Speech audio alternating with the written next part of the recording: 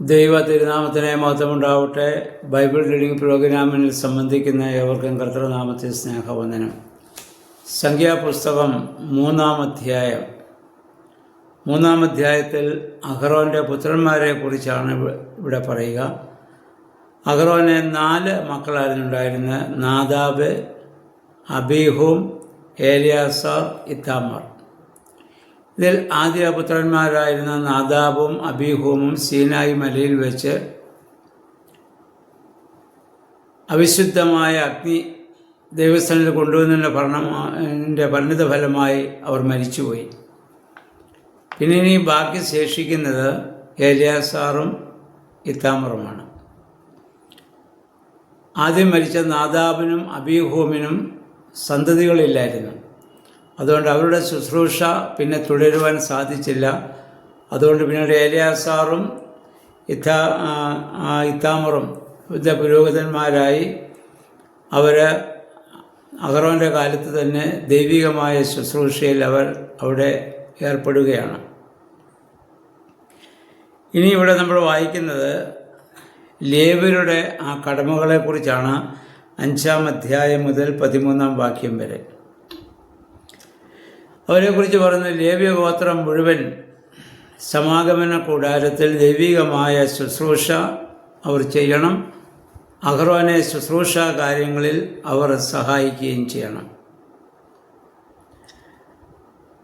അവരങ്ങനെ ശുശ്രൂഷ ചെയ്യുമ്പോൾ അഹ്റോൻ സമൂഹത്തിനു വേണ്ടി സമാഗമന കൂടാരത്തിൻ്റെ വാതിക്കൽ അഹ്റോനും അവിടെ ശുശ്രൂഷ ചെയ്യണം. സമാഗമന കൂടാരത്തിലെ എല്ലാ വസ്തുക്കളുടെയും മേൽനോട്ടം ഈ പുരോഹിതന്മാർക്കാണ്. ഇവർ ഈ കൂടാര ശുശ്രൂഷ ചെയ്യുന്നതോടൊപ്പം ഇസ്രായേൽ ജനത്തിനു വേണ്ടിയും അവിടെ യാഗാദി കർമ്മങ്ങളൊക്കെയും അർപ്പിക്കാൻ വേണ്ടിയുള്ള ശുശ്രൂഷകൾ അവരവിടെ ചെയ്തുകൊണ്ടിരിക്കണം. എന്നിട്ട് വായിക്കുന്നില്ല, അതിനുശേഷം ലേവ്യ ഗോത്രത്തെ മുഴുവൻ അഹ്റോനെ ആ പൗരോഹിത്യ ശുശ്രൂഷകൾ സഹായിക്കുവാൻ വേണ്ടി അവിടെ പരമേൽപ്പിക്കുകയാണ്. അപ്പോൾ മോശ അവരെ അതിനുവേണ്ടി അവിടെ അധികാരപ്പെടുത്തുന്നു. മറ്റാരും ആ ശുശ്രൂഷയിലേക്ക് പ്രവേശിക്കാൻ പാടില്ല. അങ്ങനെ വരുന്നവരെ അവരെ വധിച്ചു കളയണമെന്നാണ് ഇവിടെ ആവശ്യപ്പെടുക. കാരണം ദൈവം അതിവിശുദ്ധനാണ്. ദൈവത്താൽ തിരഞ്ഞെടുക്കപ്പെട്ട വിളിക്കപ്പെട്ടവരാണ് പൗരോഹിത്യത്തിലുള്ളവർ. അവർ ചെയ്യേണ്ട ശുശ്രൂഷ അവർക്ക് മാത്രമേ ചെയ്യാൻ സാധിക്കുകയുള്ളൂ എന്നുള്ളതാണ്. മറ്റാരും അത് ചെയ്യാൻ പാടില്ല എന്നാണ്. 11-ാം വാക്യത്തിൽ നമ്മൾ വരുമ്പോൾ യഹോവയായ ദൈവം പറയുന്നു, ഇസ്രായേലിലെ ആദ്യജാതന്മാർക്ക് പകരം ലേവ്യ ഗോത്രത്തെ മുഴുവൻ ഞാൻ ആദ്യജാതന്മാരായി സ്വീകരിക്കുകയാണ്. അപ്പോൾ മനുഷ്യനായാലും മൃഗമായാലും പക്ഷികളായാലും കൃഷിവസ്തുക്കളായാലും എല്ലാത്തിൻ്റെയും ആദ്യഫലം യഹോവയ്ക്കുണ്ട് എന്നതിന് മുമ്പ് നമ്മൾ കണ്ടു. എന്നാൽ അങ്ങനെ ആ മനുഷ്യരുടെ കുട്ടികളെ യഹോവയ്ക്ക് സമർപ്പിക്കുന്നതിന് പകരം, ആദ്യജാതന്മാരെ സമർപ്പിക്കുന്നതിന് പകരം ലേവ്യ ഗോത്രത്തെ ഞാൻ ഈ 12 ഗോത്രങ്ങളിൽ ഇസ്രായേൽ സമൂഹത്തിന് മുഴുവനും വേണ്ടി ആദ്യജാതന്മാരായി ഞാൻ ഇവിടെ സ്വീകരിച്ചിരിക്കുന്നു എന്നാണ്. കടിഞ്ഞൂലെല്ലാം യഹോവയ്ക്കുള്ളതാണ്, അവർ ദൈവത്തിന് സ്വന്തവുമാണ്. 14 മുതൽ 34 വാക്യങ്ങളിൽ ലേവ്യരുടെ ജനസംഖ്യ ഇവിടെ മോശയും അഹ്റോനും കൂടി അവിടെ എടുക്കുന്നതായി നമ്മൾ കാണുന്നു. അവരുടെ ഗോത്രവും കുടുംബവും അനുസരിച്ച് അവരുടെ എണ്ണം അവിടെ എടുക്കുകയാണ്.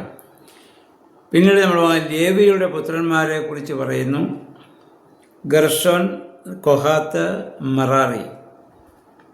യാക്കോബിൻ്റെ 12 മക്കളിൽ ഒരാളാണല്ലോ ലേവ്യ. അവനാണ് പൗരോഹിത്യ ഗോത്രം. ലേവിയുടെ 3 മക്കൾ ഗർഷോൻ, കൊഹാത്ത്, മെറാറി. അവരിൽ നിന്നാണ് ഇനി പുരോഹിതന്മാർ ഉണ്ടാവുക.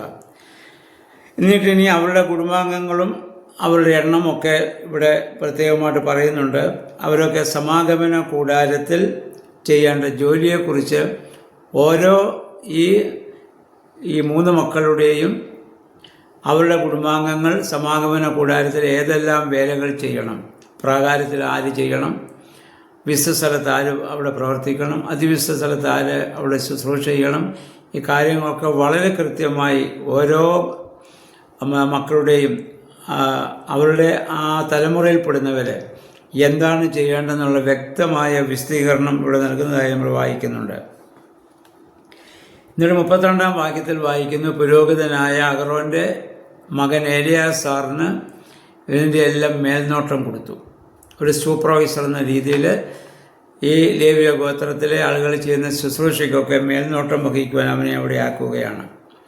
ഇനി 38-ാം വാക്യത്തിൽ നമ്മൾ വായിക്കുന്നു, കൂടാരത്തിൻ്റെ കിഴക്ക് വശത്ത് മോശയും അഹ്റോനും അവരുടെ പുത്രന്മാരും കൂടാരമടിക്കണം.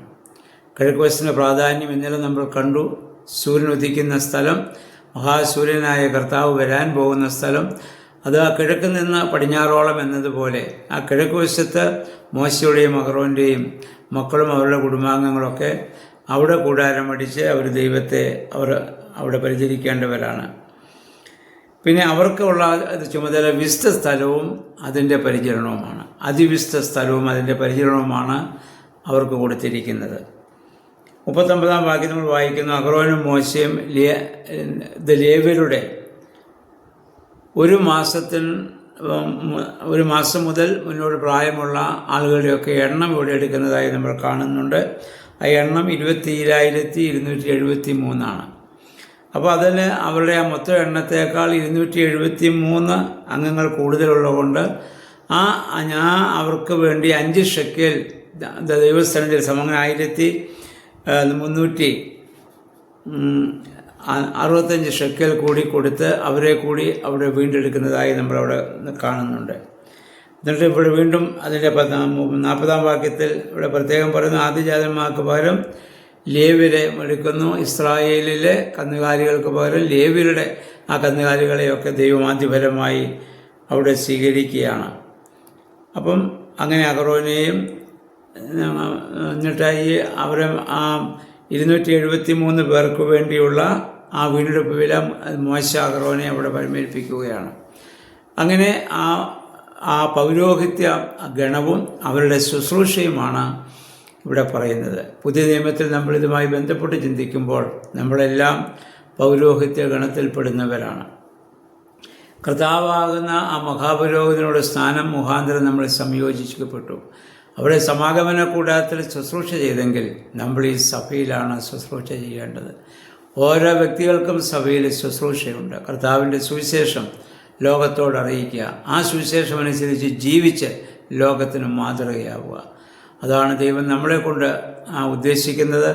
അപ്രകാരം കർത്താവിൻ്റെ ആ വലിയ സമാഗമന കൂടാരം എന്ന് പറയുന്നത് ഇവിടെ പുതിയ നിയമത്തിൽ വരുമ്പോൾ പരിശുദ്ധ സഭയാണ്. ആ സഭാ ശുശ്രൂഷകരാണ് നമ്മൾ. ദൈവത്തിൻ്റെ പ്രതിനിധികളായി നമ്മൾ സഭയിൽ ശുശ്രൂഷിക്കേണ്ടതാണ്. അതിൽ ആ മോശയ്ക്കും അഹ്റോനും ഉള്ളതുപോലെ ശുശ്രൂഷ പൗരോഹിത്യം നൽകപ്പെട്ടവരാണ്. വൈദികരോ അല്ല പട്ടക്കാരോ മേൽപ്പട്ടക്കാരോ ബാക്കി എല്ലാ വിശ്വാസികളും ആ ലേവ്യ ഗോത്രം പോലെ ആ സഭാഗാത്രത്തിൻ്റെ ശുശ്രൂഷകരായി അതുമായി ബന്ധപ്പെട്ട കാര്യങ്ങളിൽ നമ്മൾ പ്രവർത്തിക്കേണ്ടവരാണ്. അതുകൊണ്ടാണ് ഈ ലോക ജനതയിൽ നിന്ന് ഒരു സമൂഹത്തെ ദൈവം തിരഞ്ഞെടുത്തത്. അപ്പോൾ ആ ദൈവഹിതപ്രകാരം ഈ ഭൂമിയിൽ ജീവിക്കുവാനും പ്രവർത്തിക്കുവാനും പരിശുദ്ധാത്മാവിൻ്റെ പ്രേരണ നമുക്കുണ്ടാകണം, ശക്തി നമുക്കുണ്ടാകണം. ആ പരിശുദ്ധാത്മാവിന് നമ്മെ തന്നെ പൂർണ്ണമായി സമർപ്പിച്ച് ജീവിക്കുവാനും പ്രവർത്തിക്കുവാനും നമുക്ക് ഇത് ശ്രമിക്കാം. ദൈവം അതിന് നമ്മെ സഹായിക്കുമാറാകട്ടെ. എല്ലാവർക്കും നല്ലൊരു ശുഭദിനം ആശംസിക്കുന്നു.